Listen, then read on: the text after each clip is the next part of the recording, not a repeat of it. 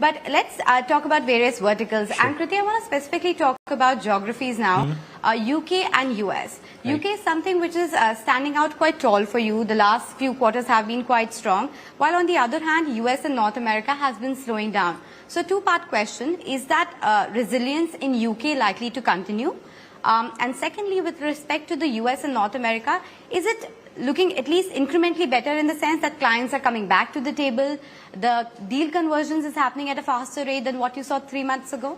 See, UK, again, if you look at the kind of order book that we have closed in the last few quarters, and also the conversion, we are very confident going forward on UK. And we also, UK, if you look at, we are booking orders across all verticals. While the platforms have been strong, but we've been booking orders across all verticals. It's quite strong, and we're quite happy with where we are in UK. Even in US, it's not that clients are not coming to the table. Clients are coming to the table. We are discussing a lot of interesting programs with them.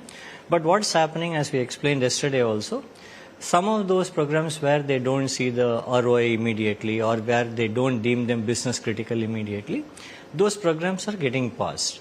So it's not that discussions are not happening or people are not talking to us. There's a lot of discussion happening. We are quite happy with the way we are engaging with our clients in US also. But as we said, because of the uncertainty, maybe a few quarters there could be some softness, but it should pick up soon.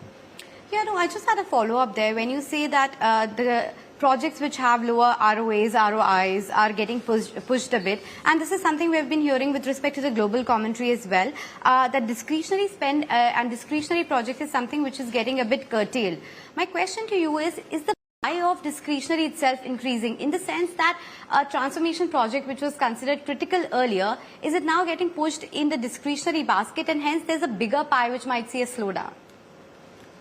See, all transformation projects are in a way discretionary. So to say that a transformation project is not discretionary or the other way, I don't think that's the right way to classify. Okay. We would classify non-discretionary projects as something which is regulatory or which is support, those kind of activities which cannot be deferred. Anything discretionary was where the customer has the option to either do it today, this quarter or next quarter or maybe later. But at the same time, if you look at a cloud migration, sure, a cloud migration project may be discretionary from this quarter or next quarter perspective, but they have to do it sometime, right? So some of them are not, they have to get through that, but they have the discretion of doing it this quarter or next quarter. Okay, so that's what's happening, a bit of a bit of a ramp down is what we are seeing. NGS, I wanted to talk to you about various verticals as well in terms of BFSI. That forms almost 35-40% of your business, and that's been slowing down. In fact, this quarter there's a sequential decline on a quarter-on-quarter basis. Is this weakness also likely to persist for BFSI? Because on one hand, the deal pipeline is looking all right, but it's not getting converted somehow. I don't think so. I think, this is a situation where, we look at out of the $10 billion, we've done $5 billion from North America, sure, and $3.2 billion in BFSI alone. Okay. So the demand environment as such is looking good. It's not. I'm not seeing any problems with that. The kind of deals that we are signing up, they're all long-term committed deals, right? But how we execute them, how do we ramp up, and what is the pace at which we want to ramp up is something that we are working with customers, right? Clients really look at some of those 3 or 4 situations today, right? Now, the generative AI hype which is happening, is the architecture in which we have agreed to execute, is it fit for purpose? Will it accommodate the generative AI kind of technologies as we progress so that the architecture is really future-proof, right?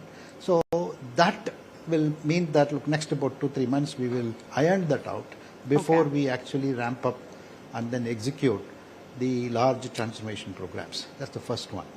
The second one is that how do we manage the consumption costs? Really, if you really look at cloud, there's no going back on cloud. A lot of lifting has been done, a lot of work is going on, but at the same time, the volumes have been quite high. At the same time, the consumption costs is probably, what they thought that they will consume in year 5, probably they are doing it in year 2 or year 3 itself, right, which means that, look, am I going to pay more and how the ROI pans out and how do we adjust some of this. Sure. These are things that we need to work with the customers, especially because they are discretionary in nature, and then still pan out the return on investments that Krithi talked about. But overall, I think BFSI is nothing wrong that we see. Okay. And the crisis that we saw, whether it is SVB or the Credit Suisse, I think they're all behind us.